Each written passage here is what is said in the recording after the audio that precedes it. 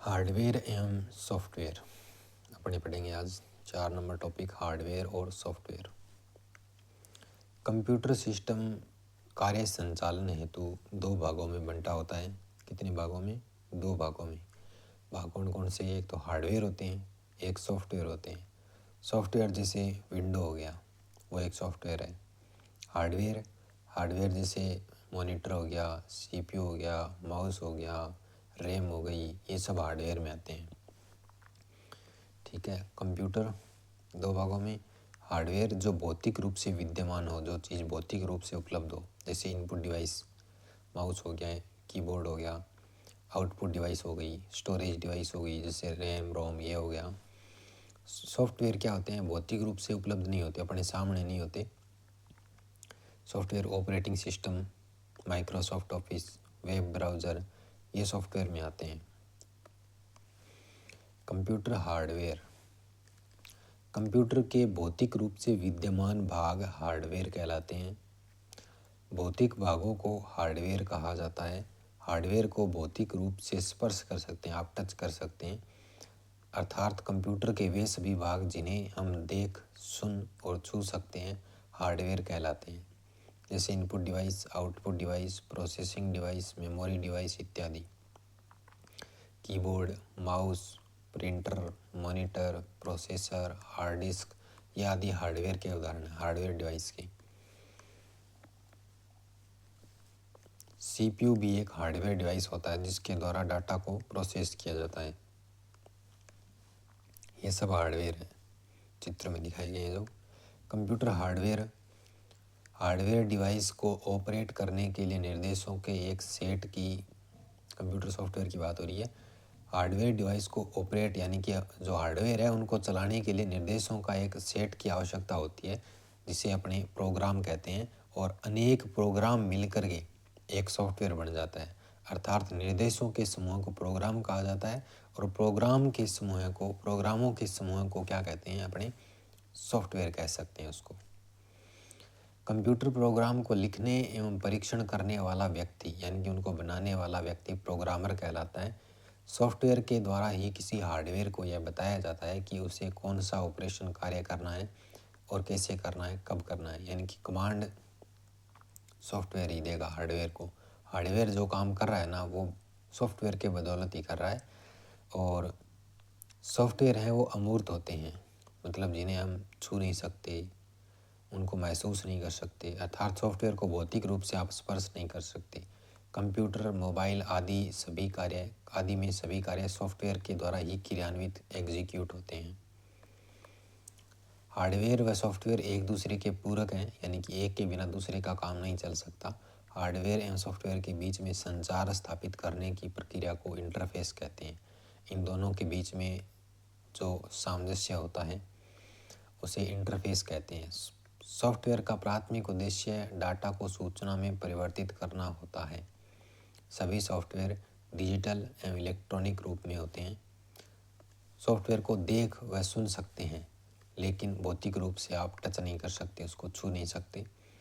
Hardware device से कब और किस प्रकार कार्य करवाना है, इससे संबंधित निर्देश सॉफ्टवेयर के माध्यम से आप दे सकते हैं। अर्थात सॉफ्टवेयर ही हार्डवेयर को क्रियाशील बनाते हैं। अगर सॉफ्टवेयर ना हो तो हार्डवेयर कुछ नहीं होते। तो सॉफ्टवेयर के बिना हार्डवेयर नहीं और हार्डवेयर के बिना सॉफ्टवेयर नहीं। सॉफ्टवेयर के प्रकार 3 भागों में बांटा जाता है मुख्यतः: सिस्टम सॉफ्टवेयर, एप्लीकेशन सॉफ्टवेयर और यूटिलिटी सॉफ्टवेयर। 3 प्रकार के होते हैं।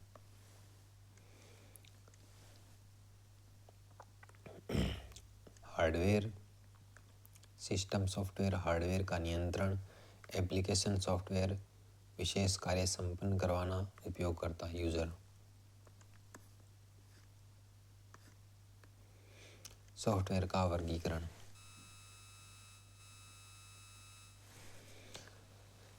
तो सॉफ्टवेयर का वर्गीकरण किस प्रकार है? जैसे 3 प्रकार में बांटा गया है: सिस्टम सॉफ्टवेयर, एप्लीकेशन सॉफ्टवेयर और यूटिलिटी सॉफ्टवेयर।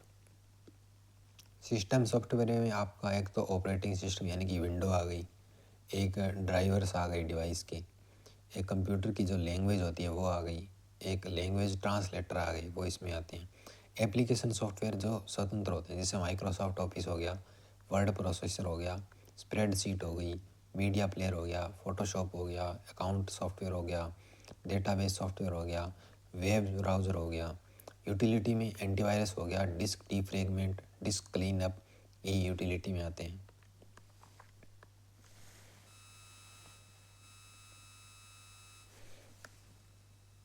सबसे पहले देखते हैं अपने सिस्टम सॉफ्टवेयर।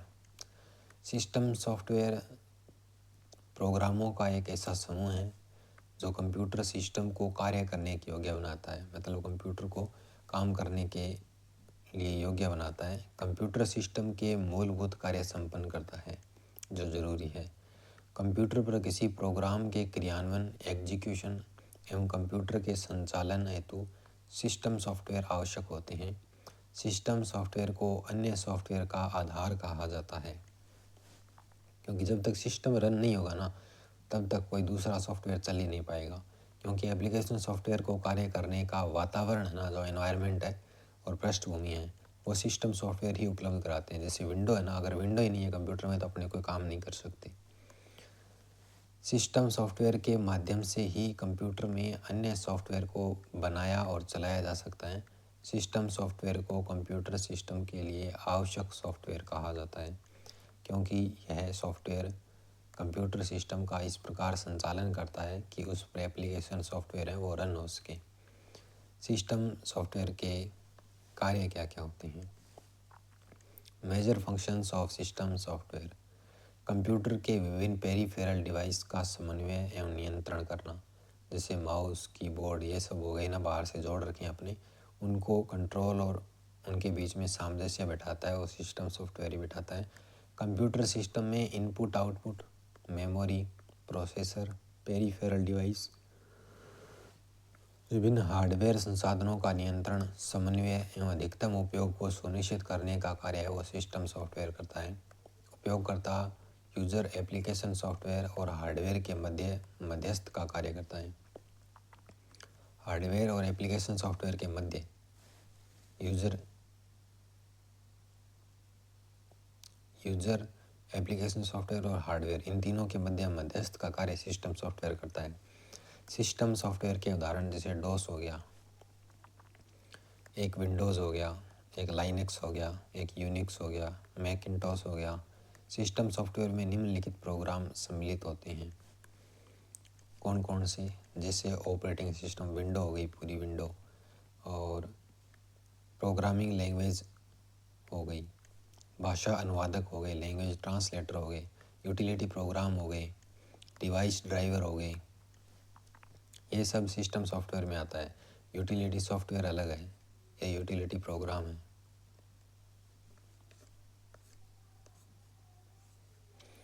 ऑपरेटिंग सिस्टम एक प्रकार का सिस्टम सॉफ्टवेयर है, इसको संक्षेप में अपने ओएस बोलते हैं। तो ये किस तरीके से चलता है? यूज़र है वो कोई एप्लीकेशन के माध्यम से इसको कमांड देता है, एप्लीकेशन से ऑपरेटिंग सिस्टम में जाएगा, ऑपरेटिंग सिस्टम से हार्डवेयर में, हार्डवेयर से वापस ऑपरेटिंग सिस्टम, ऑपरेटिंग सिस्टम से एप्लीकेशन, एप्लीकेशन से वापस यूज़र के पास। इस तरीके से ये चलता रहता है।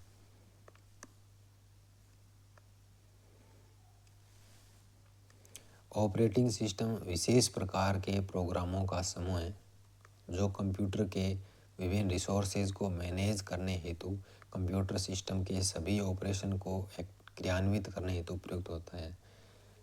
यह प्रोग्रामों का ऐसा समूह है जो कंप्यूटर के साधनों जैसे कंप्यूटर को स्टार्ट करना, कंप्यूटर को मैनेज करना, input output management, memory management, device management, file management आदि कार्य करने हेतु बनाया गया है। ऑपरेटिंग सिस्टम एक आवश्यक और एक मूलभूत सॉफ्टवेयर है।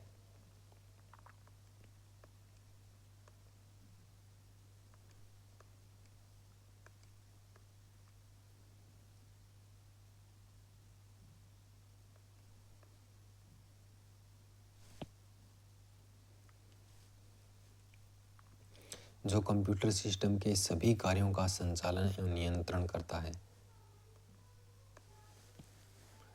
ऑपरेटिंग सिस्टम यूजर एवं कंप्यूटर के मध्य इंटरफेस उपलब्ध कराता है, ठीक है ना। जो यूज़र है और कंप्यूटर है इन दोनों के मध्य इंटरफेस उपलब्ध कराता है। इसे यूज़र एवं कंप्यूटर के लिए गाइड भी कहा जाता है। ऑपरेटिंग सिस्टम को यूज़र एवं कंप्यूटर के मध्य संपर्क स्थापित करने का कार्य ऑपरेटिंग सिस्टम करता है। यूज़र और कंप्यूटर के मध्य संपर्क स्थापित करने का काम है वो ओएस करता है और इनके मध्य क्रियाओं का संचालन ऑपरेटिंग सिस्टम के द्वारा किया जाता है। यूज़र की समस्त सूचनाओं को कंप्यूटर तक पहुंचाने का कार्य ऑपरेटिंग सिस्टम करता है।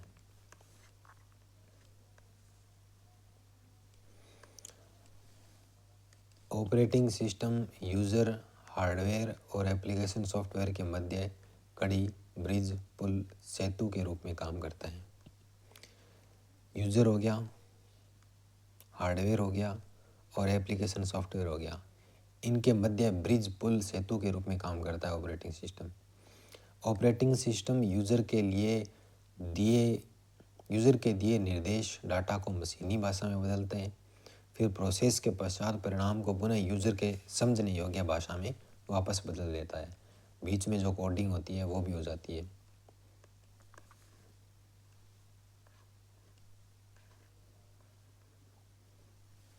कंप्यूटर सिस्टम में किसी भी कार्य को करने से पहले कंप्यूटर सिस्टम की मेमोरी में ऑपरेटिंग सिस्टम का होना अत्यंत आवश्यक है।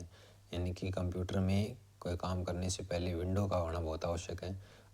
ऑपरेटिंग सिस्टम द्वारा यह नियंत्रण एवं प्रबंधन किया जाता है कि कंप्यूटर सिस्टम के उपकरणों से किस प्रकार कार्य करवाना है। यह सब कंट्रोल ओएस करता है।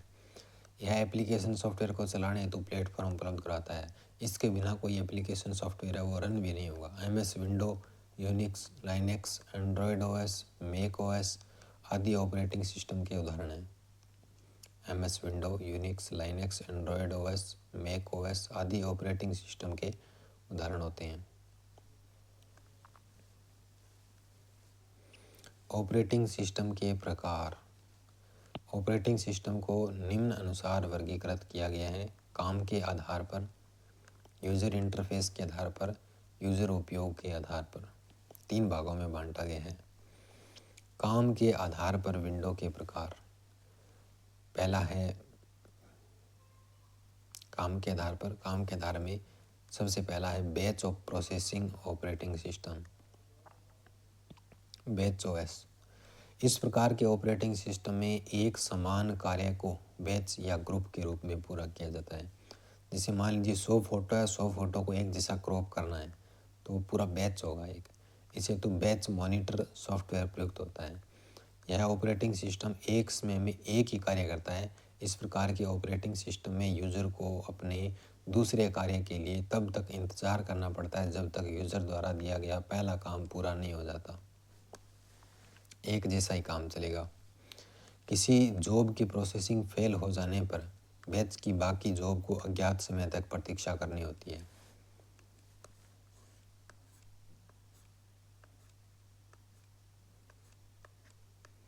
इस ऑपरेटिंग सिस्टम का प्रयोग ऐसे कार्यों हेतु किया जाता है जिनमें मानवीय हस्तक्षेप की आवश्यकता नहीं होती, जैसे पेरोल बनाना, सांख्यिकी विश्लेषण करना, बिल प्रिंट करना। यह सब ऑटोमेटिक चलता रहता है, मानवीय हस्तक्षेप की आवश्यकता नहीं होती। दूसरा है multi programming operating system. Multi programming में एक साथ एक से अधिक प्रोग्रामों को क्रियान्वित करा सकते हैं। एक साथ एग्जीक्यूशन का अर्थ यह है कि जब प्रोग्राम हाल ही में रिसेंट में CPU का उपयोग न कर रहा हो तब दूसरा प्रोग्राम एग्जीक्यूट होता है। इस प्रकार पहला एवं दूसरा प्रोग्राम वर्तमान में CPU का उपयोग ना कर रहा हो तो तीसरा प्रोग्राम एग्जीक्यूटेबल होता है। अर्थात CPU कई प्रोग्रामों को एग्जीक्यूशन तो करता है किंतु एक निर्देश होने के बाद ही मेन मेमोरी में स्थित दूसरे निर्देश को एग्जीक्यूट किया जाता है। जब किसी प्रोग्राम का एग्जीक्यूशन पूर्ण हो जाता है जब उसका प्रिंट निकाल लिया जा रहा होता है तो प्रोसेसर खाली बैठने के स्थान पर दूसरे प्रोग्राम का एग्जीक्यूशन प्रारंभ कर देता है ऑटोमेटिकली, जिसमें प्रिंटर की आवश्यकता नहीं होती। इससे संपूर्ण प्रोग्रामों के क्रियान्वयन एग्जीक्यूशन में लगने वाला समय है वो कम हो जाता है। इस प्रकार के ऑपरेटिंग सिस्टम में CPU के कंट्रोल को एक जॉब से दूसरे जॉब पर स्थानांतरित किया जा सकता है। परिणाम स्वरूप CPU कभी कभी आइडल स्टेज में नहीं रहता और ऐसा करने से CPU कभी बेकार नहीं रहता। सभी प्रोसेस को एग्जीक्यूट होने के लिए लंबा इंतज़ार नहीं करना पड़ता। तीसरा है मल्टीटास्किंग ऑपरेटिंग सिस्टम। एक समय में एक ही मशीन के रिसोर्सेज को शेयर करके उस पर अनेक मल्टीपल कार्य करने को मल्टीटास्किंग कहा जाता है। मल्टीटास्किंग के अंतर्गत एक से अधिक कार्य एक ही सीपीयू के द्वारा एक साथ पूरे किए जाते हैं। इसमें प्रोसेसर इतना शक्तिशाली होता है कि वह सभी कार्यों को एक साथ संभाल लेता है तथा किसी कार्य को निश्चित समय में पूरा करता है और उसके बाद प्रोसेसर मुख्य मेमोरी में स्थित किसी दूसरे प्रोसेसर को निष्पादित करने लग जाता है। Multi processing operating system. इस प्रकार के ऑपरेटिंग सिस्टम में किसी कार्य को क्रियान्वित करने हेतु दो या दो से अधिक प्रोसेसरों को आपस में जोड़ करके उनका प्रयोग किया जाता है। Multi processing operating system. Multitasking अलग है, मल्टी प्रोसेसिंग अलग है। इस ओएस में दो या दो से अधिक प्रोसेसर द्वारा एक से अधिक प्रोग्रामों को या एक ही प्रोग्राम के कई भागों में बांट करके एग्जीक्यूट किया जाता है। इसमें कई प्रोसेसर एक साथ कार्य करने से किसी प्रोसेस का एग्जीक्यूशन तीव्र गति से होता है। मल्टी प्रोसेसिंग को पैरेलल प्रोसेसिंग भी कहा जाता है।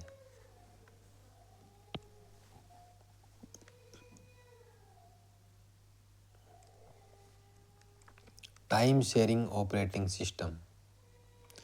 इस ऑपरेटिंग सिस्टम में सीपीयू के द्वारा अनेक कार्यों को एग्जीक्यूट किया जाता है। सीपीयू लगातार एक टास्क से दूसरी टास्क में स्विच करता रहता है, जिस कारण यूज़र को तेज़ी से रिस्पॉन्स मिलता है।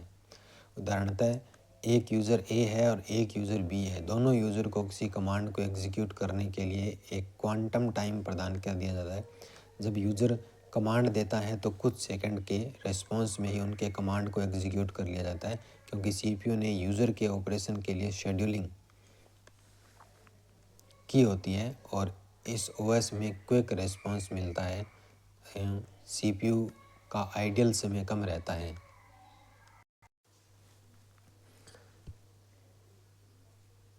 इसमें कई उपयोगकर्ता यूज़र जो टर्मिनल कहलाते हैं इंटरएक्टिव मोड में कार्य करते हैं। टाइम स्लाइस या क्वांटम टाइम। टाइम स्लाइस प्रत्येक यूज़र को संसाधनों के साझा उपयोग हेतु दिया गया समय होता है। इस समय को क्वांटम टाइम कहते हैं। टर्न अराउंड टाइम इनपुट देने व आउटपुट प्राप्त करने के बीच में लगा हुआ समय वो टर्न अराउंड टाइम होता है। और उसके बाद होता है स्वैपिंग।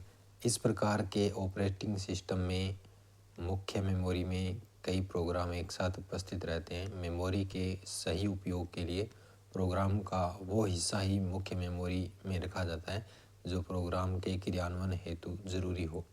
यह प्रक्रिया स्वैपिंग कहलाती है। उसके बाद है डिस्ट्रीब्यूटेड ऑपरेटिंग सिस्टम होता है, उसकी बात करते हैं। इस प्रकार के ऑपरेटिंग सिस्टम में किसी कार्य को भौतिक रूप से अलग अलग स्थानों पर स्थित कंप्यूटरों के मध्य बांटा जाता है। जब कई सारे कंप्यूटर किसी नेटवर्क के माध्यम से आपस में इंटरकनेक्ट होकर के एक दूसरे से टास्क शेयरिंग करते हैं तो उसे डिस्ट्रीब्यूटेड ऑपरेटिंग सिस्टम कहा जाता है। बंटा हुआ होता है जो डिस्ट्रीब्यूटेड ऑपरेटिंग सिस्टम की सबसे महत्वपूर्ण विशेषता यह है कि इसमें रिमोटली अर्थात वायरलेस एक्सेस किया जा सकता है। अर्थात एक यूज़र दूर स्थित दूसरे सिस्टम में रखे डाटा को रिमोटली एक्सेस कर कार्य संपन्न कर सकता है। फिर आता है embedded operating system. Embedded operating system किसी विशेष कार्य को पूर्ण करने हेतु बनाया जाता है। एम्बेडेड ऑपरेटिंग सिस्टम एक डेडिकेटेड प्रकार का सॉफ्टवेयर होता है जो केवल वही कार्य करता है जिस कार्य के लिए वो डिज़ाइन किया जाता है। और जैसे ऑटोमेटिक वॉशिंग मशीन कपड़ों को वॉश करने हेतु बनी है तो यह कपड़ों को वॉश करने का ही कार्य करेगी। एम्बेडेड ऑपरेटिंग सिस्टम आम मनुष्य की दैनिक दिनचर्या में बहुत अधिक प्रयुक्त होता है।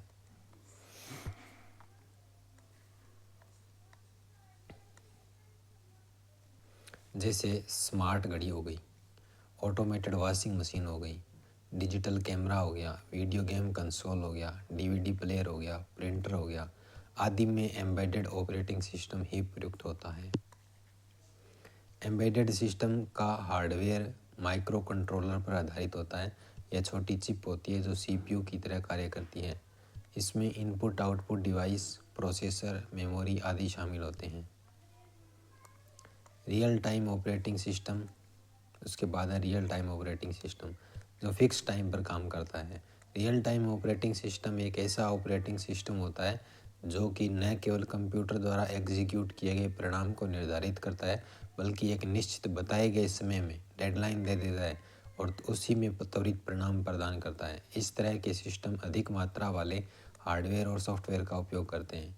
इस ऑपरेटिंग सिस्टम में सीपीयू का रेस्पॉन्स टाइम है ना, वो बहुत महत्वपूर्ण होता है। इस प्रकार के ऑपरेटिंग सिस्टम रियल टाइम अर्थात वास्तविक समय पर कार्य करते हैं और इसमें इनपुट को प्रोसेस करने और रेस्पॉन्स देने में लगने वाला समय बहुत कम होता है और इस समय अंतराल को प्रतिक्रिया समय कहते हैं, response time. Real time operating system का उपयोग तब किया जाता है जब समय की महत्ता बहुत अधिक हो। जैसे मिसाइल सिस्टम होता है ना, लॉन्च करते हैं, वो एक निश्चित समय मिसाइल को लॉन्च करना होता है, उसमें रियल टाइम ये यूज़ करते हैं। इसका उपयोग परमाणु रिएक्टरों, उपग्रहों का संचालन, रेलवे आरक्षण, वायुयान नियंत्रण, चिकित्सा आदि में किया जाता है। रियल टाइम ऑपरेटिंग सिस्टम दो प्रकार का होता है, hard real time operating system और soft real time operating system. Hard real time operating system उन एप्लीकेशन में उपयोग किए जाते हैं जहाँ समय बहुत शक्ति हो और प्रतिक्रिया देने में थोड़ी भी देरी स्वीकार्य नहीं हो, जिससे ज़्यादातर क्रिटिकल ऑपरेशन के लिए काम में लिया जाता है। Soft real time operating system या हार्ड रियल टाइम के मुकाबले कम प्रतिबंधक होते हैं, प्रतिक्रिया समय में थोड़ी देरी स्वीकार्य हो सकती है, मतलब 2-4 सेकेंड, एक आधा मिनट ऊपर नीचे हो सकता है। फिर 2 नंबर पर है यूज़र इंटरफेस के आधार पर operating system based on user interface. तो दूसरा प्रकार है वो, उसमें सबसे पहला है करेक्टर यूज़र इंटरफेस, CUI आधारित। करेक्टर यूज़र इंटरफेस है ना जो, वो कमांड लाइन इंटरफेस भी कहलाते हैं,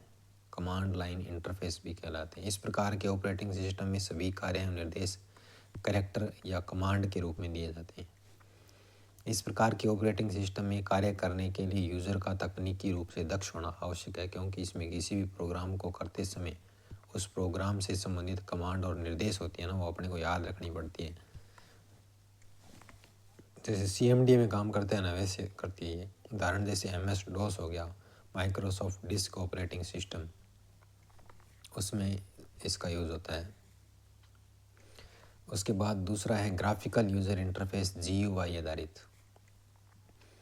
GUI ग्राफिकल यूज़र इंटरफेस का आविष्कार जेरोक्स कंपनी द्वारा किया गया था। इस प्रकार के ऑपरेटिंग में समस्त कार्य निर्देश ग्राफिकल अथवा चित्रात्मक रूप से पूरे किए जाते हैं। अपने को पता चल जाता है चित्र देख कर कि ये प्रोग्राम है, जिन्हें प्रयोक्ता आसानी से उपयोग में ले सकता है, आसानी से समझ सकता है। इसीलिए GUI graphical user interface operating system user friendly होते हैं।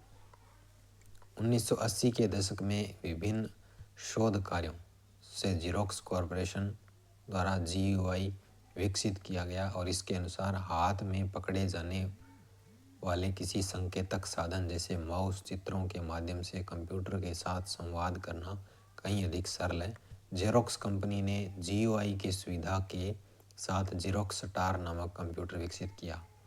ग्राफिकल यूज़र इंटरफेस के माध्यम से ऑपरेटिंग सिस्टम एक व्यक्ति को प्रतीकों, आइकन, विजुअल मेटाफर, पॉइंटिंग डिवाइसों के उपयोग के माध्यम से कंप्यूटर के साथ संवाद करने में सक्षम बनाता है। इन सब का उपयोग करके यूज़र कंप्यूटर पर आसानी से काम कर सकता है। उदाहरण window XP, window 7, window 8, window 8.1, window 10, window 11, window Vista, window Android, Mac OS, Linux, Mint इत्यादि। यूज़र उपयोग के आधार पर operating system based on user use के आधार पर सिंगल यूज़र ऑपरेटिंग सिस्टम में एक समय में केवल एक यूज़र काम कर सकता है। इसमें एक समय में केवल एक ही प्रोग्राम क्रियान्वित हो सकता है। क्रियान्वयन में लगा समय सीमा एवं संसाधनों के बेहतर उपयोग को वरीयता देने के बजाय प्रोग्राम की सरलता एवं यूज़र को अधिक से अधिक सुविधा प्रदान करने पर जोर दिया जाता है। एग्जाम्पल है इसका MS-DOS, Mac OS, Window 95, Window 98, Window Me और विंडोज़ CE। उसके बाद आते हैं multi user operating system. Multi user operating system में कई यूज़र एक समय में एक ही समय में कंप्यूटर पर से डाटा का उपयोग कर सकते हैं एवं उस डाटा पर प्रोसेसिंग भी कर सकते हैं। एक से अधिक यूज़र कार्य करते समय टर्मिनल बना लेते हैं और इस ऑपरेटिंग सिस्टम का प्रयोग नेटवर्क से जुड़े कंप्यूटर सिस्टम करते हैं, जैसे लाइनक्स, यूनिक्स, विंडोज़ NT और विंडोज़ XP, विंडोज़ जोरो, Mac, OS X, Ubuntu.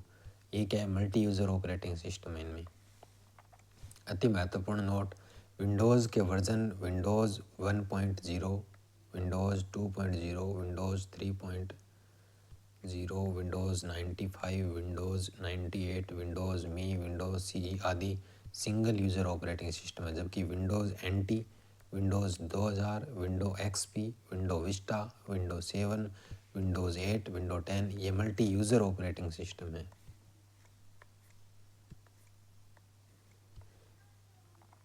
Operating system के कार्य, अब पढ़ेंगे अपने ऑपरेटिंग सिस्टम के कार्य। Functions of operating system. Operating system के मुख्य कार्यों में यूज़र इंटरफेस, मेमोरी प्रबंधन, डिवाइस प्रबंधन, process management, sound management, network management, ये सब चीज़ें शामिल होती है। यूज़र इंटरफेस, कंप्यूटर एवं यूज़र के मध्य संपर्क स्थापित करने के लिए, अर्थात यूज़र द्वारा दी गई सूचना को कंप्यूटर को समझाना, कंप्यूटर की सूचनाओं को यूज़र को समझने का कार्य ऑपरेटिंग सिस्टम द्वारा ही किया जाता है। ऑपरेटिंग सिस्टम दो प्रकार के इंटरफेस उपलब्ध करवाता है, CUI character user interface, command line interface, GUI graphical user interface. File management,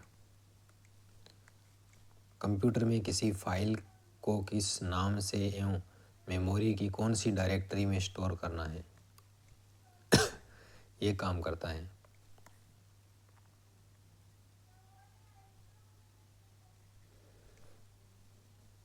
memory management, computer में किसी डाटा को मेमोरी में कहाँ स्टोर करना है, आवश्यकता होने पर डाटा को मेमोरी में किस स्थान से पढ़ना है, एक्सेस करना है, ये काम करता है।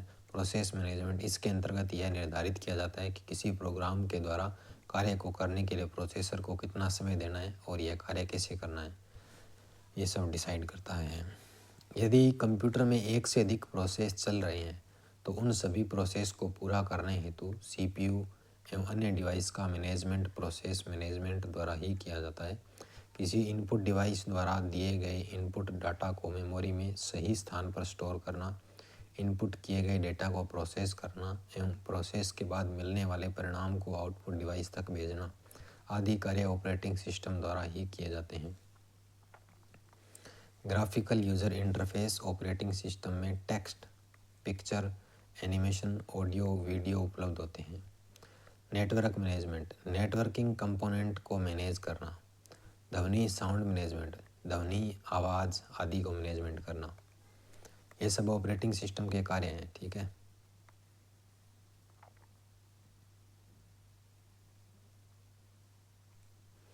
यूज़र इंटरफेस उपलब्ध करवाना। यूज़र इंटरफेस दो तरीके का होता है, एक तो CUI कैरेक्टर वाला हो गया, कमांड CMD जैसा, एक ग्राफिकल हो गया। ऑपरेटिंग सिस्टम के उदाहरण,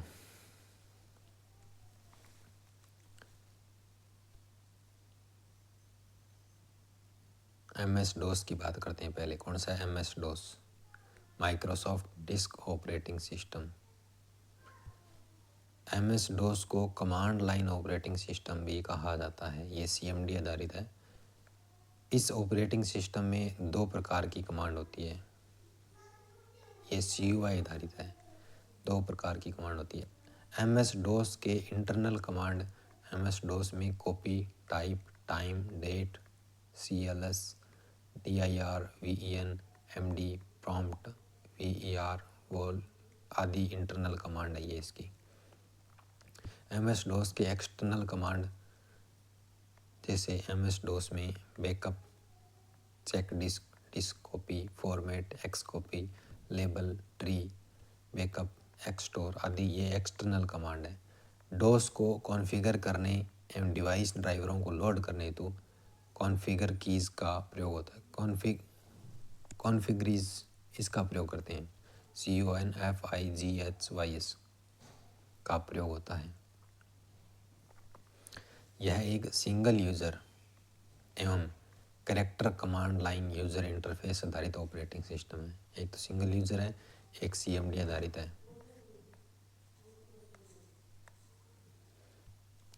यह माइक्रोसॉफ्ट तथा IBM कंपनी द्वारा अगस्त 1981 में बनाया गया था। कब? अगस्त 1981 में बनाया गया था।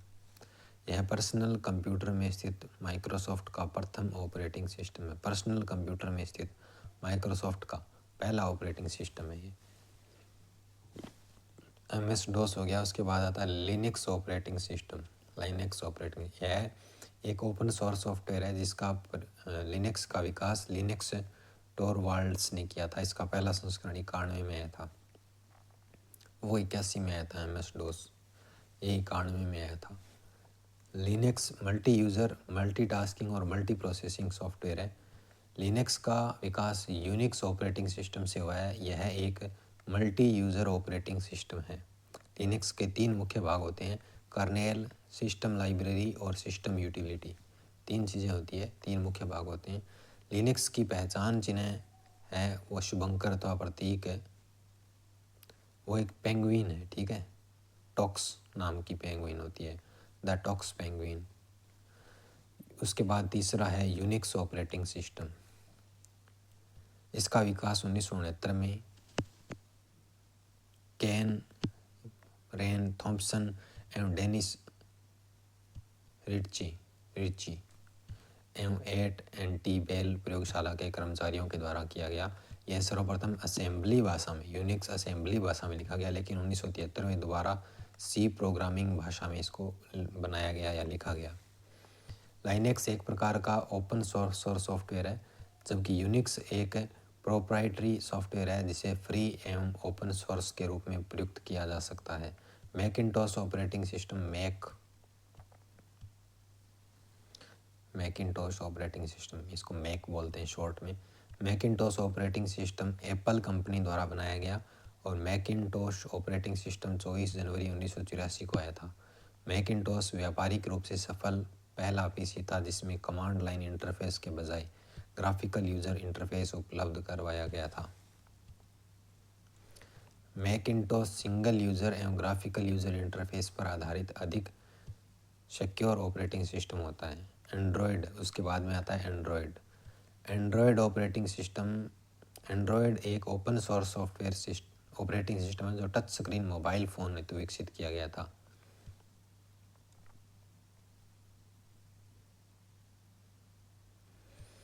तेईस दिसंबर 2008 को गूगल कंपनी द्वारा रिलीज़ किया गया था। वर्तमान में कार, घड़ी, notebook, gaming console, digital camera आदि में एंड्रॉयड ऑपरेटिंग सिस्टम प्रयुक्त होता है। Microsoft Windows operating system.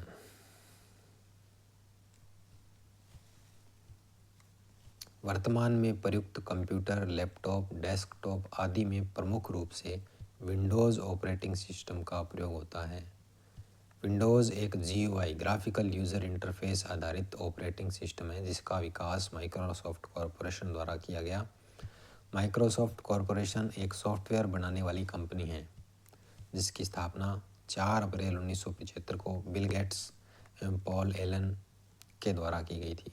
Microsoft corporation का मुख्यालय रेडमंड, वाशिंगटन DC, संयुक्त राज्य अमेरिका में है।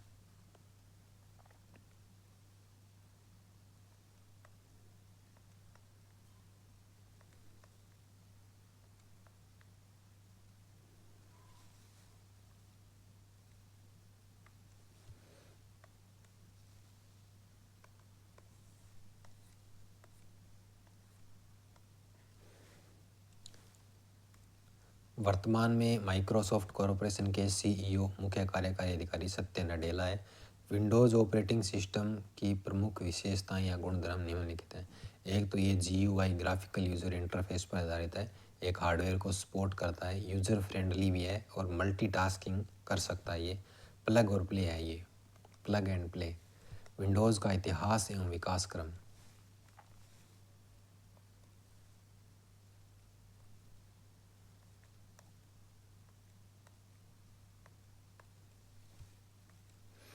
माइक्रोसॉफ्ट कॉरपोरेशन द्वारा विकसित ऑपरेटिंग सिस्टम विंडोज़ का प्रथम संस्करण विंडो 1.0 सन 1985 में, कब 1985 में विकसित हुआ था। ये इसका लोगो है। इसके पश्चात यूज़र की आवश्यकता के अनुसार फीचर्स की उपलब्धता एवं ओएस का विकास करने के उद्देश्य से विंडो ऑपरेटिंग सिस्टम के विभिन्न वर्जन एवं उसका वर्णन है वो निम्न अनुसार है। All version of window operating system. अब 1.0 है वो सबसे पहला है, वो याद रखना है, 1985 में आया था, ठीक है। उसके बाद में नवीनतम विंडो 11, विंडो 10, विंडो 7, विंडो 8 इनके पूछे जा सकते हैं। तो सबसे पहले अपने विंडो 7 का याद कर लेते हैं। विंडो 7 2009 में आई थी। विंडो 7 कब आई थी? 2009 में आई थी। विंडो 8 ये 2012 में आएगी। विंडो 8 2012 में। और विंडो 10 याद रखनी है 2015 में। 10 2015 में। आपको याद रखना है 10 का आधा होता है 5 बोले तो 15 में आई है। और विंडो 7 9 में आई है। विंडो 7 9 में आई है। और विंडो 11 आपका 2021 में। विंडो 11 कब आई है? 2021 में। 11 21 है। विंडो 10 का आधा 5 15 11 21। और विंडो 10 भी आ गई होगी अब तक तो पता नहीं। विंडो ऑपरेटिंग सिस्टम का नवीनतम वर्जन विंडो 11 है, जिसे 2021 में लॉन्च किया गया। विंडोज़ 10 के यूज़र इसे विंडो 11 में फ्री में अपग्रेड कर सकते हैं। जिनके पास 10 है वो 11 में ऑटोमेटिक अपग्रेड हो सकते हैं। विंडो एक्सपी के 2 लोकप्रिय वर्जन निम्नलिखित हैं। एक तो होम एडिशन और एक आपका प्रोफेशनल एडिशन। 2 होते हैं, होम एडिशन और एक होता है प्रोफेशनल एडिशन। होम एडिशन घरेलू और छोटे व्यवसाय हेतु प्रयुक्त होती है ये। और जो प्रोफेशनल है वो बड़े व्यवसाय और कॉरपोरेट यूज़र होते हैं ना, उनके द्वारा प्रयोग की जाती है। विंडो ऑपरेटिंग सिस्टम के अवयव। डेस्कटॉप, ये यहाँ पर स्टार्ट बटन होता है कॉर्नर में, ऐसे डब्बे से बने होते हैं 4। और ये टास्क बार होती है नीचे, यहाँ पर कोई काम कर रहे हैं अपने 3-4 अलग अलग हो रखे हैं तो यहाँ पे टास्क आ जाते हैं उनके। और ये सिस्टम ट्रे होती है जहाँ पर ब्लूटूथ वाईफाई हॉटस्पॉट वो सब रहता है। ये सिस्टम ट्रे होती है और ये आइकन बोलते हैं इनको। कंप्यूटर सिस्टम को ऑन करने पर विंडो लोड होने अर्थात विंडो में लॉगिन होने के बाद सबसे पहले जो स्क्रीन दिखाई देती है ना, उसको अपने डेस्कटॉप बोलते हैं। यूज़र डेस्कटॉप से ही काम करना शुरू करता है। नोट, कंप्यूटर में कार्य करते समय डेस्कटॉप पर आने हेतु विंडो+D शॉर्टकट की यूज़ होती है। कौन सी? विंडो वाला और D दबाना आपको, आप डेस्कटॉप पर आ जाओगे। विंडो+D। वॉलपेपर, डेस्कटॉप स्क्रीन के बैकग्राउंड में जो पिक्चर प्रदर्शित होती है उसको वॉलपेपर कहते हैं। बैकग्राउंड में जो भी फ़ोटो होती है ना, वो आपकी वॉलपेपर कहलाती है। उसके बाद है icon.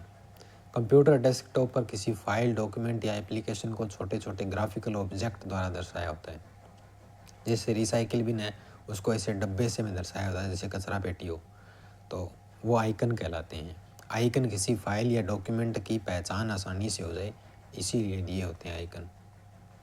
My computer, computer system में स्टोर सभी डाटा फाइल सूचनाओं को इस आइकन के द्वारा देखा जा सकता है। इस आइकन के माध्यम से इनपुट एवं आउटपुट डिवाइस की प्रॉपर्टीज़ को बदला जा सकता है।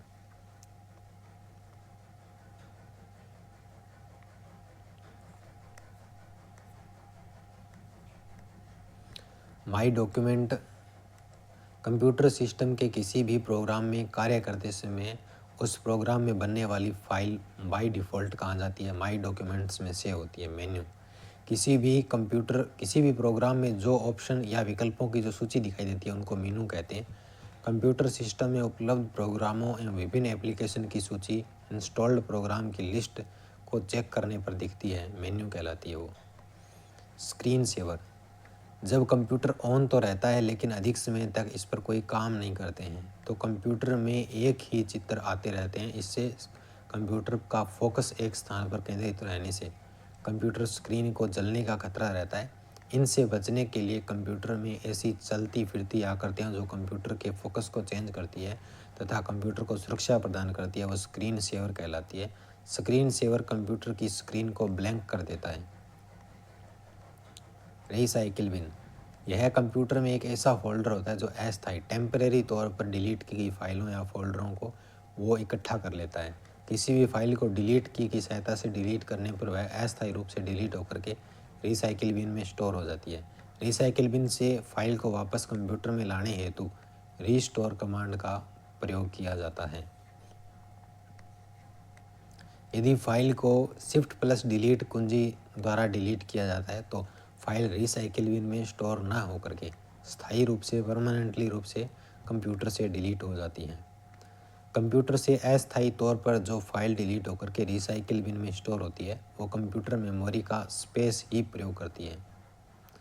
विंडो एक्सप्लोरर, विंडोज़ एक्सप्लोरर एक फाइल मैनेजर अनुप्रयोग है जो कंप्यूटर सिस्टम में फाइलों एवं फोल्डरों को मैनेज करके सिस्टम की दक्षता यूटिलिटी बढ़ाने हेतु उपयुक्त होती है। टास्क बार, कंप्यूटर में डेस्कटॉप में सबसे नीचे बनी पतली क्षैतिज पट्टी जिसके एक छोर पर स्टार्ट बटन दूसरी तरफ घड़ी एवं कुछ छोटे छोटे आइकन रहते हैं टास्क बार कहलाती हैं।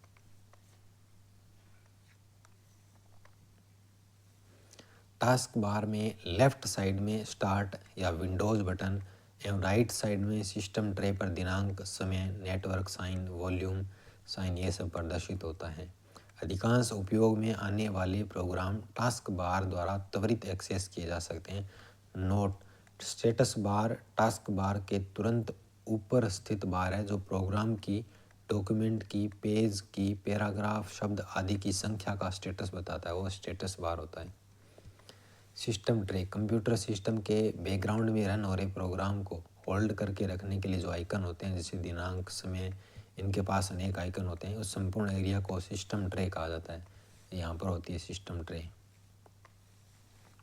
स्टार्ट बटन, ये कॉर्नर वाला जैसे विंडो जैसा बटन होता है ना उसको बोलते हैं स्टार्ट बटन। यह विंडो ऑपरेटिंग सिस्टम के टास्क बार में बाईं ओर स्थित गोलाकार बटन होता है जिस पर माइक्रोसॉफ्ट का लोगो, MS विंडो लोगो लगा होता है। इस पर क्लिक करने पर विभिन्न मेन्यू दिखते हैं जिन्हें स्टार्ट मेन्यू कहते हैं। महत्वपूर्ण नोट, स्टार्ट मेन्यू या स्टार्ट बटन विंडो 8 एवं विंडो 8.1 ऑपरेटिंग सिस्टम में नहीं था। फिर विंडो 10 में इसे पुनः जोड़ दिया गया। स्टार्ट मेन्यू विंडो लोगो पर क्लिक करने पर खुलता है।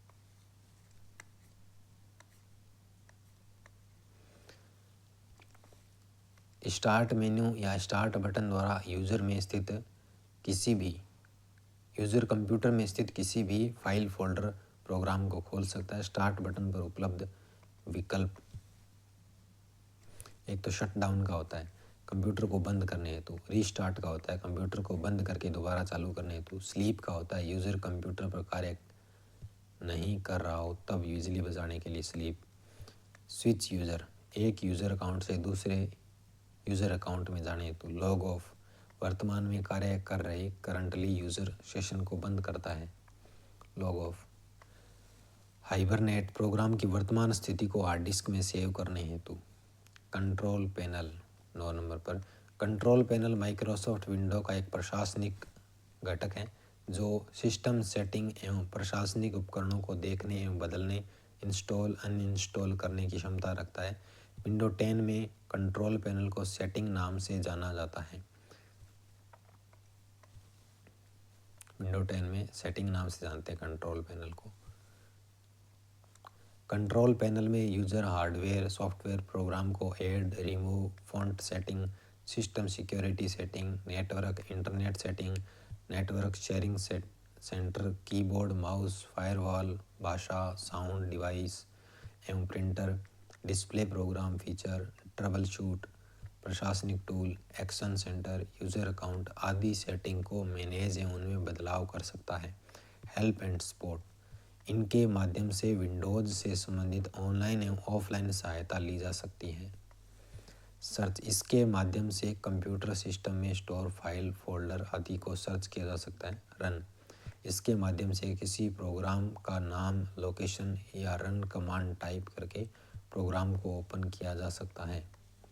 Window accessories, window main program, window accessories, window main programme.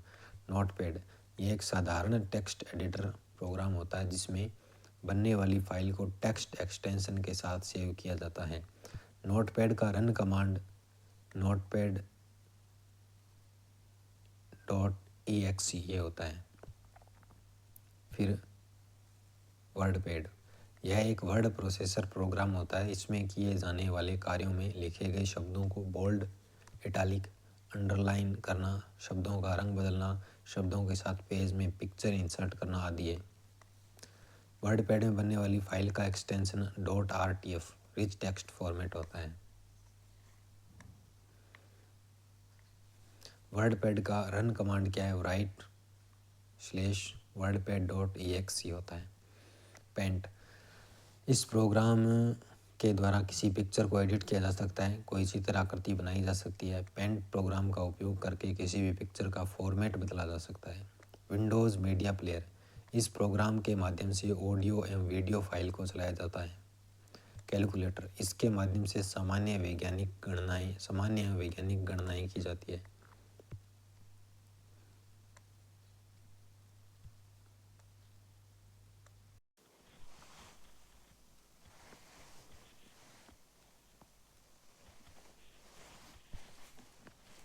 Microsoft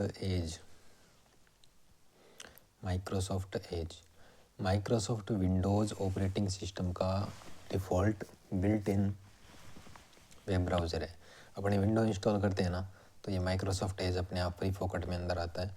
और WYSIWYH इसका फुल फॉर्म क्या है?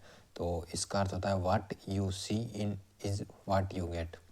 यह ऑपरेटिंग सिस्टम की एक ऐसी विशेषता होती है जो यह बताती है कि स्क्रीन पर आप जो देख रहे हैं ना, उसे उसी रूप में प्राप्त करते हैं। What you see is what you gate.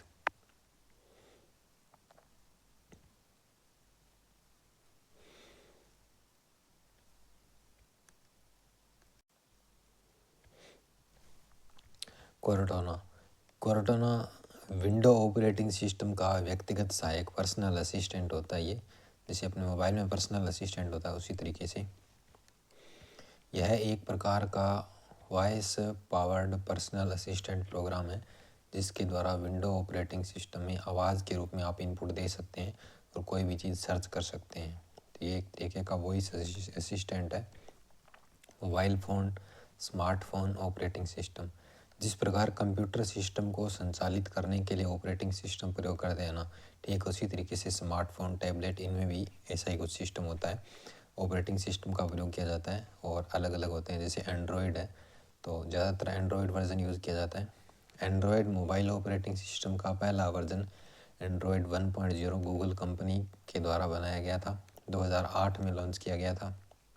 Android 8 में एंड्रॉयड का नवीनतम वर्जन एंड्रॉयड 12 जो कि 4 अक्टूबर 2021 को लॉन्च किया गया। और एंड्रॉयड 12 नहीं, अभी तो बहुत आगे जा चुका है। एंड्रॉयड का 19वां वर्जन था ये, और एंड्रॉयड ऑपरेटिंग सिस्टम गूगल ने बनाया था। नोट HTC ड्रीम एंड्रॉयड का उपयोग करने वाला प्रथम मोबाइल फ़ोन था। HTC ड्रीम करके एक मोबाइल फ़ोन था जिसमें एंड्रॉयड वर्जन को पहली बार यूज़ किया गया था। दूसरा है iOS, एंड्रॉयड के बाद iOS। यह एक एप्पल कंपनी के द्वारा बनाया गया ऑपरेटिंग सिस्टम है। इसका पहला वर्जन iPhone OS 1 नामक जनवरी 2007 में लॉन्च किया गया था, जिसका नवीनतम वर्जन 15.1 बीटा 4 जो कि 13 अक्टूबर 2021 में लॉन्च किया गया था। फिर WinOS है, माइक्रोसॉफ्ट कंपनी के द्वारा बनाया गया। इसका पहला वर्जन 2010 में लॉन्च किया गया। इसका नवीनतम वर्जन Win11 है। उसके बाद है शाम्बियन। यह ऑपरेटिंग सिस्टम का निर्माण सीबियन कंपनी के द्वारा 1998 में किया गया। यह मोबाइल फ़ोन में प्रयोग किया जाने वाला open source software operating system है। ब्लैकबेरी 1999 में पब्लिश किया गया। सुरक्षा की दृष्टि से ऑपरेटिंग सिस्टम सबसे सुरक्षित माना जाता है। इसका नवीनतम वर्जन ब्लैकबेरी 10 है, जो कि अप्रैल 2018 में पब्लिश किया गया था, ब्लैकबेरी 18 में। ऑपरेटिंग सिस्टम से संबंधित शब्दावली है कुछ, जैसे ये हो गया आपका बूटिंग। बूटिंग क्या होता है? कंप्यूटर सिस्टम को ऑन करना है, बूटिंग कहलाता है। जब ऑन करते हैं तो बूटिंग कहलाता है। बूटिंग के दौरान ऑपरेटिंग सिस्टम मेन मेमोरी में लोड होता है। बूटिंग दो प्रकार की होती है, कोल्ड बूटिंग और एक warm booting.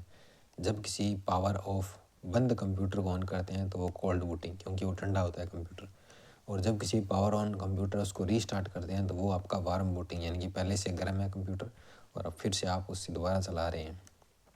BIOS, basic input output system, यह एक महत्वपूर्ण सॉफ्टवेयर होता है जो कि कंप्यूटर सिस्टम की रोम चिप में स्टोर रहता है। कंप्यूटर सिस्टम को ऑन करते समय बायोस प्रोग्राम कंप्यूटर सिस्टम के हार्डवेयर उपकरणों की जांच करता है। Power on self test, POST, इसको बोलते हैं POST, POST, power on self test, खुद का चेकअप करता है। जब कंप्यूटर सिस्टम ऑन होता है तो BIOS basic input output system से निर्देश तथा प्रोग्राम को लोड करता है एवं कंप्यूटर के उपकरणों के साथ अनेक प्रकार के सेल्फ टेस्ट क्रियान्वित करता है, जिसे POST power on self test कहते हैं। Power on self test process पूर्ण होने के पश्चात बूट स्ट्रैप का प्रोसेस शुरू होता है, जिसे बूटिंग या बूट स्ट्रैप कहा जाता है। कर्नेल, कर्नेल लिनक्स सिस्टम का कोर होता है। यह सिस्टम के स्टार्ट होते ही मेमोरी में लोड हो जाता है तथा मेमोरी फाइल एवं पेरिफेरल डिवाइस को मैनेज करता है, कर्नेल। उसके बाद सेल, सेल एक प्रोग्राम है जो यूज़र द्वारा दिए गए कमांड को इंटरप्रेट करता है और कमांड या तो कमांड लाइन पर टाइप किए जाते हैं या एक फाइल में रखे जाते हैं, जिसे सेल स्क्रिप्ट कहा जाता है। इंस्टॉलेशन, इंस्टॉलेशन एक ऐसी प्रक्रिया है जिसके द्वारा सॉफ्टवेयर प्रोग्रामों को सेकेंडरी स्टोरेज डिवाइस से सिस्टम की हार्ड डिस्क में कॉपी किया जाता है, वो इंस्टॉलेशन कहलाता है। विंडोज़ एक्सप्लोरर, यह विंडोज़ आधारित ऑपरेटिंग सिस्टम का एक फाइल मैनेजर है। विंडोज़ ऑपरेटिंग सिस्टम में विंडोज़ एक्सप्लोरर कंप्यूटर में उपलब्ध संसाधनों को खोजने, फाइल व्यवस्थापन को अत्यंत सरल और तीव्र बनाने के लिए फाइलों और फोल्डरों पर कार्य करने हेतु ये एक शक्तिशाली टूल है, विंडोज़ एक्सप्लोरर। फिर है फोल्डर। फोल्डर कंप्यूटर फाइलों को व्यवस्थित ऑर्गेनाइज करने का एक तरीका है। एक फोल्डर एक स्टोरेज स्पेस है जहाँ कई फाइलों को समूहों में रखा जा सकता है और कंप्यूटर को व्यवस्थित किया जा सकता है। एक फोल्डर में अन्य फोल्डर भी हो सकते हैं ऐसे अंदर ही अंदर। उसके बाद है डायरेक्टरी। डायरेक्टरी क्या होती है? डायरेक्टरी भी एक प्रकार का फोल्डर ही होता है, लेकिन इसमें पिक्चर नहीं दिखता है। फोल्डर बनाते समय एक आइकन का निर्माण होता है, लेकिन डायरेक्टरी केवल टेक्स्ट के रूप में, जैसे सी फोल्डर में आपका अमन फोल्डर में इस तरीके से न्यू में मिल जाएगा, इस तरीके से ये डायरेक्टरी होती है। MS-DOS और लाइनक्स में बनने वाले फोल्डर को डायरेक्टरी ही कहते हैं, क्योंकि यह OS command operating system command line interface पर कार्य करते हैं, CMD आधारित होते हैं ना वो। नोट, फोल्डर सिस्टम को डायरेक्टरी सिस्टम भी कहा जा सकता है। फोल्डर एवं डायरेक्टरी का कोई एक्सटेंशन नहीं होता इनका। बैकअप, बैकअप एक ऐसी प्रक्रिया है जिसके द्वारा ओरिजिनल डाटा की प्रतिलिपि बनाई जाती है ताकि उन कॉपीज़ का इस्तेमाल तब किया जा सके जब ओरिजिनल डाटा नष्ट हो जाए। बैकअप एक से अधिक फाइल्स का कॉपी होता है, एक या एक से अधिक फाइलों का कॉपी होता है, जिन्हें एक अल्टरनेटिव के हिसाब से बनाया गया होता है ताकि अगर कभी भी ओरिजिनल डाटा नष्ट हो जाए तो या अनयूजेबल हो जाए तो हम इनका उपयोग कर सकते हैं। डाटा के बैकअप के लिए फ्लॉपी डिस्क, नेटवर्क ड्राइव के टेप, ये सब यूज़ करते हैं। एड्रेस बुक, यह माइक्रोसॉफ्ट आउटलुक तथा आउटलुक एक्सप्रेस में उपलब्ध सुविधा है।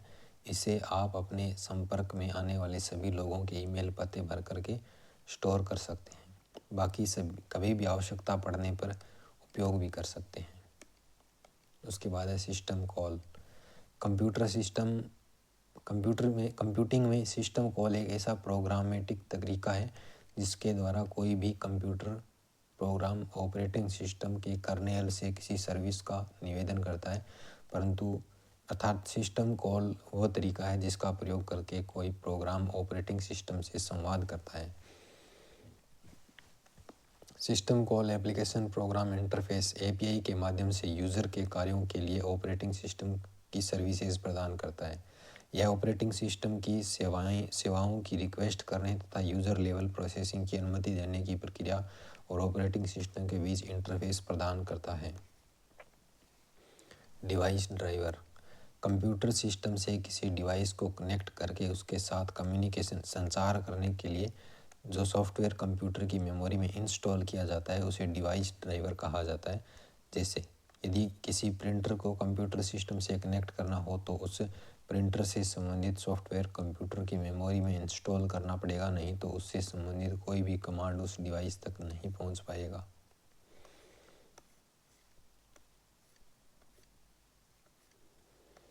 कंप्यूटर की भाषाएं। कंप्यूटर में भाषाओं के उपयोग कंप्यूटर कोड या प्रोग्राम बनाने के लिए किया जाता है। एक कंप्यूटर प्रोग्राम बनाने वाले निर्देशों का सेट जिसे कंप्यूटर के द्वारा निष्पादित किया जाता है। कंप्यूटर की भाषाओं को दो भागों में बांटा गया है, एक तो लो लेवल लैंग्वेज, एक होती है हाई लेवल लैंग्वेज। एक होती है लो लेवल लैंग्वेज और एक होती है हाई लेवल लैंग्वेज। ठीक है, यानी high level language. Low level language है ना, ये कंप्यूटर के शुरुआत में इस प्रकार की भाषा का विकास किया गया था।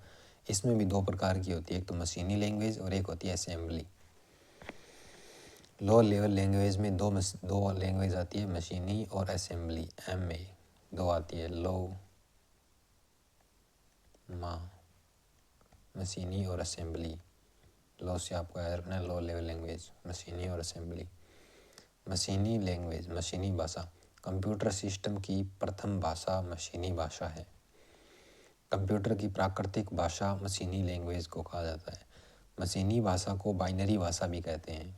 जो मशीनरी है, मशीनी भाषा है, वही बाइनरी भाषा है।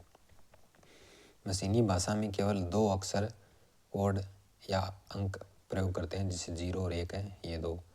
मशीनी भाषा के सभी डाटा, निर्देश, सूचनाएं 0 और 1 के रूप में लिखे जाते हैं। सभी कंप्यूटर मशीनी भाषा पर ही काम करते हैं।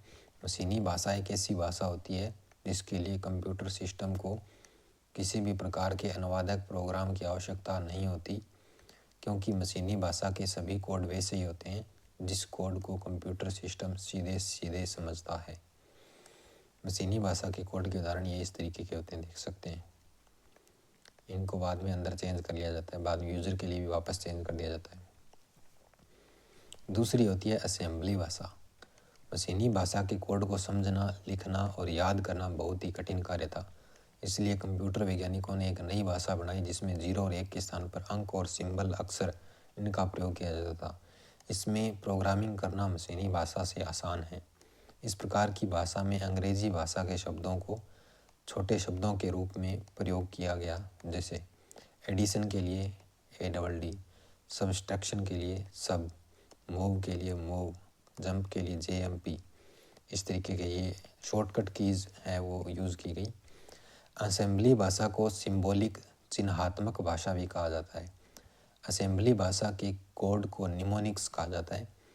और उसके बाद में आती है आपकी हाई लेवल लैंग्वेज। ये दोनों थी लो लेवल, अब आएगी हाई लेवल लैंग्वेज, उच्च स्तरीय भाषा। इस प्रकार की भाषा में कीबोर्ड के सभी अक्षरों का प्रयोग किया गया, 0 से 9 तक अंक, अंग्रेजी वर्णमाला के अक्षर, चिन्ह सब यूज़ कर लिया गया।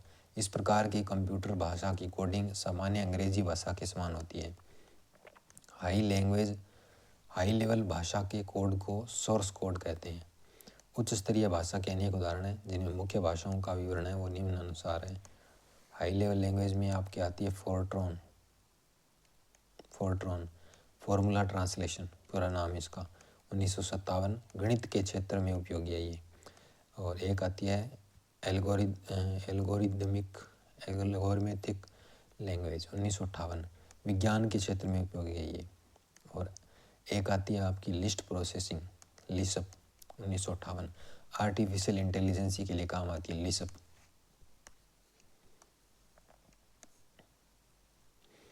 एक है कोबोल। कोबोल है वो आपकी कॉमन बिजनेस ओरिएंटेड लैंग्वेज है, 1959 में व्यापार के लिए बेसिक है एक beginners all purpose symbolic instruction code 1964 में आई थी, शिक्षा के क्षेत्र में उपयोगी। पास्कल है 1970, शिक्षा के क्षेत्र में उपयोगी। सी भाषा है वो 72 में आई थी, ऑपरेटिंग सिस्टम डिज़ाइन करने के लिए काम में आती है। सी भाषा के रचयिता डेनिस रिची है, सी रिची। यह भाषा एट एंड टी बेल प्रयोगशाला में बनाई गई। सी भाषा में बनने वाला पहला ऑपरेटिंग सिस्टम यूनिक्स था। सी प्लस प्लस भाषा ये 1907-9 में आई थी। Game, embedded software, operating system, इनको डिज़ाइन करने के लिए सी प्लस प्लस काम में लेते हैं। सी प्लस प्लस भाषा के रचयिता जॉर्न स्ट्रोस्टप्स हैं। एट एंड टी बेल प्रयोगशाला में बनाई गई है भी। प्रारंभ में इसका नाम सी विद क्लासेस था, लेकिन 1983 में इसका नाम बदल करके सी प्लस प्लस कर दिया। जावा 1995 में सन माइक्रो सिस्टम कंपनी के जेम्स गोसलिंग के द्वारा बनाई गई है। जावा का प्रयोग इंटरनेट में किया जाता है, इंटरनेट में जावा का यूज़ होता है।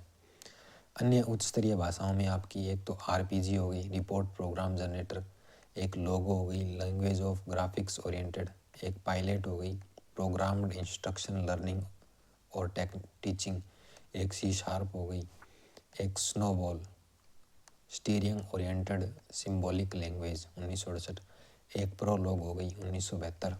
इस तरीके से यह हाई लेवल लैंग्वेज भाषा के उदाहरण है। भाषा अनुवादक, लैंग्वेज ट्रांसलेटर, सभी अनुवादक प्रोग्राम सॉफ्टवेयर होते हैं। सभी अनुवादक वो एक तरीके के सॉफ्टवेयर होते हैं। इन प्रोग्रामों को उच्च स्तरीय भाषा से मशीनी भाषा में अनुवाद की सहायता से बदला जाता है। भाषा अनुवादक 3 प्रकार के होते हैं, एक तो असेंबलर, इंटरप्रेटर और कंपाइलर। 3 प्रकार होते हैं। तो सबसे पहले असेंबलर देखते हैं। असेंबलर क्या चीज़ है? असेंबली भाषा में लिखे गए कोड को मशीनी भाषा में बदलता है, वो असेंबलर है। इंटरप्रेटर जो उच्च स्तरीय भाषा के निर्देशों को मशीनी भाषा में बदलता है, लाइन बाय लाइन अनुवाद करता है, वो इंटरप्रेटर है। और तीसरा है कंपाइलर, उच्च स्तरीय भाषा के निर्देशों को मशीनी भाषा में बदलता है और पूरे कोड को एक साथ अनुवाद करता है, तो वो कंपाइलर है।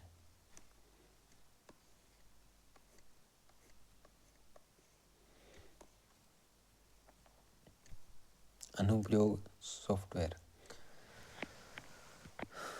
एप्लीकेशन सॉफ्टवेयर, ये कौन से होते हैं? कंप्यूटर सिस्टम के ऐसे सॉफ्टवेयर जो किसी निश्चित उद्देश्य, किसी विशेष कार्य के लिए बनाए जाते हैं, उन्हें एप्लीकेशन सॉफ्टवेयर कहते हैं। एप्लीकेशन सॉफ्टवेयर को एंड यूज़र सॉफ्टवेयर भी कहा जाता है। एप्लीकेशन सॉफ्टवेयर बनाने के लिए उच्च स्तरीय भाषा का प्रयोग किया जाता है। विभिन्न प्रकार के web browser, Google Chrome, Mozilla Firefox, opera, safari आदि भी एप्लीकेशन सॉफ्टवेयर है। ये भी एप्लीकेशन सॉफ्टवेयर के उदाहरण वर्ड प्रोसेसर हो गया, फोटोशॉप हो गया, कोरल ड्रॉ हो गया, स्प्रेडशीट हो गई, टेली अकाउंटिंग हो गया सॉफ्टवेयर, वेब ब्राउज़र हो गया, मीडिया प्लेयर सॉफ्टवेयर हो गया। इनका संक्षिप्त विवरण है। नोट, केड का संबंध है कंप्यूटर एडेड डिज़ाइनिंग से है। ऑटोकेड सॉफ्टवेयर का प्रयोग नक्शा बनाने हेतु आर्किटेक्ट करते हैं। वर्ड प्रोसेसिंग सॉफ्टवेयर कंप्यूटर में टेक्स्ट दस्तावेज को तैयार करने, संशोधित करने, प्रिंट करने के लिए प्रयुक्त होता है वर्ड प्रोसेसिंग। और स्प्रेडशीट सॉफ्टवेयर, इसका उपयोग गणितीय और सांख्यिकीय कार्य करने हेतु होता है। मुख्य रूप से इसे बैंकों एवं व्यापारिक प्रतिष्ठानों में लेजर बनाने हेतु लेजर मतलब बही बनाने के लिए काम में लेते हैं। प्रेजेंटेशन सॉफ्टवेयर, इस सॉफ्टवेयर का प्रयोग किसी बड़ी मीटिंग, सम्मेलन, बड़ी संख्या में उपस्थित श्रोताओं के सामने कोई सूचनाओं का प्रस्तुतिकरण, प्रेजेंटेशन देते हैं ना, वो होता है। अकाउंटिंग सॉफ्टवेयर, ये सॉफ्टवेयर वित्तीय लेखांकन, व्यापारिक लेन देन को आसान बनाने के लिए प्रयुक्त। टेली है वो लोकप्रिय अकाउंटिंग सॉफ्टवेयर ही है। डेटाबेस सॉफ्टवेयर का प्रयोग डाटा के सही प्रबंधन हेतु, डाटा को स्टोर करना, डाटा को संशोधित करना डेटाबेस सॉफ्टवेयर का ही भाग है। ग्राफिक्स सॉफ्टवेयर द्वारा ग्राफ, चित्र, रेखा चित्र का निर्माण करना, उनमें संशोधन करना एवं प्रिंट करना शामिल है। एडोब फोटोशॉप एक लोकप्रिय ग्राफिक्स सॉफ्टवेयर है। डेस्कटॉप पब्लिशिंग को संक्षिप्त रूप में DTP कहते हैं। इसके द्वारा टेक्स्ट डाटा को कंप्यूटर में एंटर करके प्रकाशन कार्य हेतु प्रयुक्त किया जा सकता है, जैसे PageMaker, CorelDRAW, Ventura ये DTP सॉफ्टवेयर ही है। कैड सॉफ्टवेयर का पूरा नाम कंप्यूटर एडेड डिज़ाइन होता है। इसके द्वारा इंजीनियरिंग, वैज्ञानिक डिज़ाइन, नक्शे ये सब तैयार किया जाता है। ऑटोडेस्क, कैड सॉफ्टवेयर के उदाहरण हैं। इनका संबंध भी डिज़ाइनिंग से है।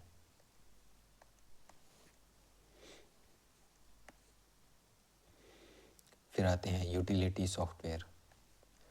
ऐसे सॉफ्टवेयर जो कंप्यूटर सिस्टम के रख रखाव और मरम्मत के उद्देश्य से बनाए जाते हैं यूटिलिटी सॉफ्टवेयर कहते हैं। यूटिलिटी सॉफ्टवेयर कंप्यूटर सिस्टम की रिपेयरिंग और मेंटेनेंस हेतु बनाए जाते हैं। यूटिलिटी सॉफ्टवेयर का प्रयोग कंप्यूटर के कार्य को सरल बनाने एवं कंप्यूटर के विभिन्न सुरक्षा कार्यों हेतु किया जाता है।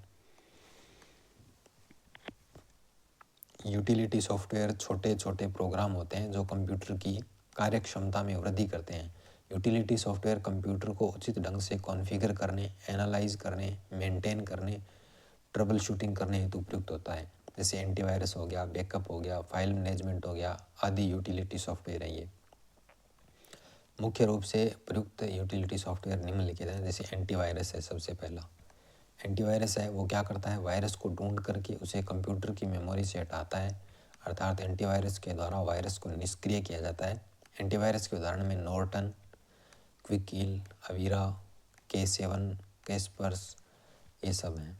डिस्क क्लीन अप या डिस्क क्लीनर या डिस्क क्लीनअप यह अनावश्यक फाइलों को कंप्यूटर की मेमोरी से हटाता है, अर्थात मेमोरी डिस्क की अशुद्धियाँ, अनावश्यक प्रोग्राम एवं डाटा हटा करके उसकी क्षमता है ना वो बढ़ाता है। डिस्क डीफ्रैगमेंट ये क्या होता है, किसी डिस्क में अलग अलग स्थानों पर बिखरी फाइलों को एक स्थान पर एकत्रित करता है, जिससे उन फाइलों को आवश्यकता होने पर बहुत कम समय में आसानी से एक्सेस किया जा सकता है। वो डिस्क डीफ्रैगमेंट होता है। डिस्क फॉर्मेट क्या होता है, डिस्क फॉर्मेटिंग में किसी स्टोरेज डिवाइस जैसे hard disk, solid state drive जो SSD है, फ्लॉपी डिस्क है, USB ड्राइव है आदि को प्रारंभिक उपयोग के लिए तैयार करने की प्रक्रिया अर्थात किसी मेमोरी डिस्क को उपयोग करने के योग्य बनाता है। डिस्क फॉर्मेट पहले फॉर्मेट कर लो उसको यूज़ करने से पहले। Backup program software computer system में डाटा को नष्ट होने से बचाने के लिए डाटा को किसी अलग मेमोरी में स्टोर करना अर्थात डाटा की कॉपी बनाता है तथा मेमोरी से कोई डाटा सूचना नष्ट होने पर उसे पुनः स्टोर किया जा सकता है। ये बैकअप प्रोग्राम सॉफ्टवेयर होता है। डिस्क कंप्रेशन ये क्या होता है, इसके द्वारा डाटा को कंप्रेस किया जाता है अर्थात डाटा के आकार को कम किया जाता है जिससे मेमोरी में अधिक डाटा आ सके। नोट डिस्क कंप्रेशन जिप के द्वारा किया जाता है। यह एक ऐसा प्रोग्राम है जो कंप्यूटर की एक या एक से अधिक फाइलों को एक फाइल या फोल्डर में पैक कर देता है जो कि ओरिजिनल फाइल साइज से कम जगह लेता है और साइज में भी कम होता है। जिप फाइल को आर्काइव फाइल भी कहा जाता है। फाइल मैनेजर कंप्यूटर सिस्टम में एक स्थान पर रखे गए सूचना डाटा का संग्रहण फाइल कहलाता है और फाइल में किसी भी सूचना को स्टोर किया जा सकता है। एक या एक से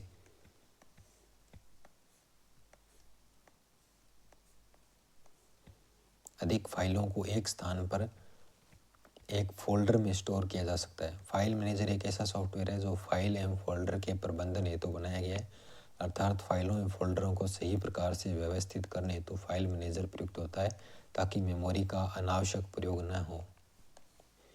विशेष प्रकार के सॉफ्टवेयर ट्रंकी सॉफ्टवेयर किसी निश्चित कार्य या उद्देश्य के लिए आवश्यक हार्डवेयर और सॉफ्टवेयर को ट्रंकी सॉफ्टवेयर कहा जाता है। फ्रीवेयर ऐसे सॉफ्टवेयर जो निःशुल्क उपलब्ध होते हैं, उनकी आवश्यकता होने पर इंटरनेट से बिना किसी लागत के डाउनलोड किया जा सकता है, उन्हें फ्रीवेयर सॉफ्टवेयर कहा जा सकता है। ओपन सोर्स सॉफ्टवेयर ऐसे सॉफ्टवेयर जिनका सॉफ्टवेयर के साथ उनका कोई सोर्स कोड भी निःशुल्क उपलब्ध होता है, उससे ओपन सोर्स सॉफ्टवेयर कहा जाता है। ओपन सोर्स सॉफ्टवेयर में यूज़र द्वारा सॉफ्टवेयर के सोर्स कोड में आवश्यकता अनुसार परिवर्तन कर सॉफ्टवेयर को नया रूप दिया जा सकता है। शेयरवेयर ऐसे सॉफ्टवेयर जो कोई निश्चित समयावधि के लिए निःशुल्क उपलब्ध होते हैं लेकिन निश्चित समयावधि खत्म होने के बाद उन सॉफ्टवेयर का भुगतान करके ही प्रयोग कर सकते हैं, उन्हें शेयरवेयर सॉफ्टवेयर कहा जाता है। सॉफ्टवेयर से संबंधित विशेष शब्दावली। बग क्या होता है, बग किसी प्रोग्राम में आने वाला एरर अथवा त्रुटि को बग कहते हैं। डीबग प्रोग्राम में आने वाली त्रुटि को हटाने की प्रक्रिया वो डीबग कहलाता है। और डीबगर इसके माध्यम से डीबगिंग प्रोसेस किया जाता है, अर्थात किसी प्रोग्राम में आने वाली त्रुटियों की जांच कर उसे हटाता है। बग का तात्पर्य प्रोग्राम में आने वाली त्रुटि से है और किसी प्रोग्राम में से आने वाली त्रुटि को हटाने के लिए जो सॉफ्टवेयर प्रयुक्त होता है उसे डीबगर कहते हैं, जो काम करता है ना वो। पैच क्या होता है? किसी सॉफ्टवेयर में आने वाली त्रुटियों को हटाने के लिए सॉफ्टवेयर द्वारा जो ऑब्जेक्ट कोड दिया जाता है उसे पैच कहा जाता है। डिस्क इंस्क्रिप्शन, अनाधिकृत यूजर से डाटा को बचाने के लिए डिस्क के डाटा को ऑनलाइन अनरीडेबल फॉर्मेट में बदल देना डिस्क इंस्क्रिप्शन कहलाता है। प्रोग्राम डॉक्यूमेंटेशन, इसके अंतर्गत प्रोग्राम से संबंधित विस्तृत जानकारी होती है। इसमें यह बताया जाता है कि प्रोग्राम का किस प्रकार उपयोग करना है, प्रोग्राम का किस प्रकार रख रखाव करना है।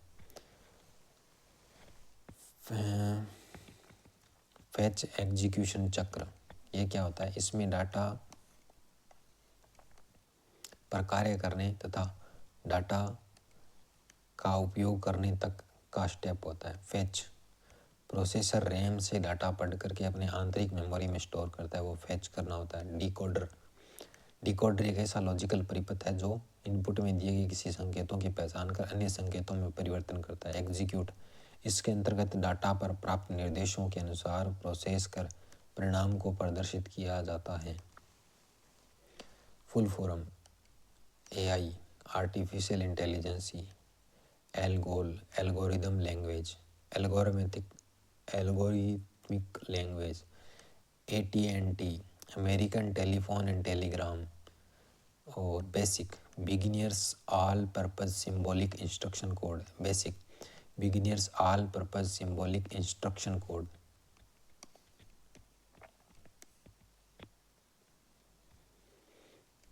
CAD, computer aided design, COBOL, common business oriented language. CUI, character user interface. DBMS, database management system. DTP, desktop publishing. FAT, file allocation table. FORTRAN, formula translation. GFS, global file system. GUI, graphical user interface. HFS, hierarchical file system. List processing. और LOGO, language for graphic oriented. MS-DOS, Microsoft disk operating system. NTFS, new technology file system. PROLOG, programming in logic. RPG, report program generator. SNOBOL, steering oriented and symbolic language.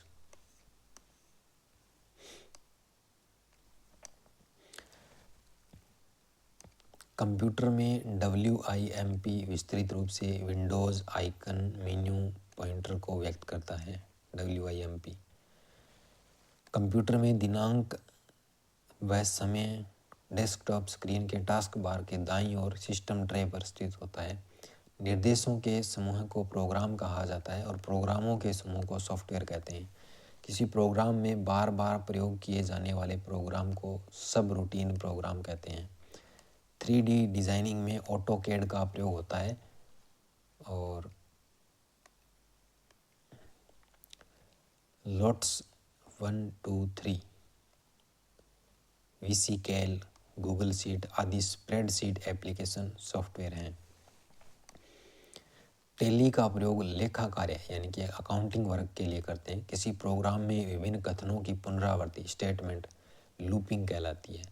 बड़ी file की size को कम करने तो zip compression प्रकार के software use होते हैं। Bug software program में त्रुटि को इंगित करता है। फाइल नेम यूज़र द्वारा किसी फाइल को दिया गया नाम है। किसी सॉफ्टवेयर को रन करने हेतु EXE फाइल है वो प्रयुक्त होती है। कंप्यूटर के CPU से बाहरी तौर पर जुड़े विभिन्न प्रकार के उपकरणों, युक्तियों, युक्तियाँ पेरीफेरल डिवाइस कहलाती है। बायोमेट्रिक सेंसर मानव के विभिन्न जैविक अभिलक्षणों की विशेषताओं को मापता है और उनका विश्लेषण भी करता है। शटडाउन का प्रयोग कंप्यूटर को बंद करने के लिए किया जाता है। किसी महत्वपूर्ण डाटा को किसी अन्य स्थान पर सेव करना डाटा बैकअप कहलाता है। कंट्रोल पैनल का प्रयोग विभिन्न हार्डवेयर के गुण धर्म बदलने, प्रोग्राम जोड़ने, प्रिंटर आदि को जोड़ करके क्रियाशील बनाया जाता है।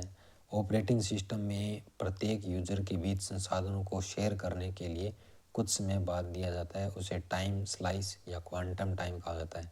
किसी ऑपरेटिंग सिस्टम में इनपुट देने और उस इनपुट से आउटपुट प्राप्त करने के बीच के समय को टर्न अराउंड टाइम कहा जाता है। विंडोज़ ऑपरेटिंग सिस्टम में किसी स्क्रीन का स्क्रीनशॉट या स्निप कैप्चर करने के लिए स्निपिंग टूल का प्रयोग किया जाता है। एक ही डाटा को कई जगह पर स्टोर करना डाटा रिडेंडेंसी कहलाता है।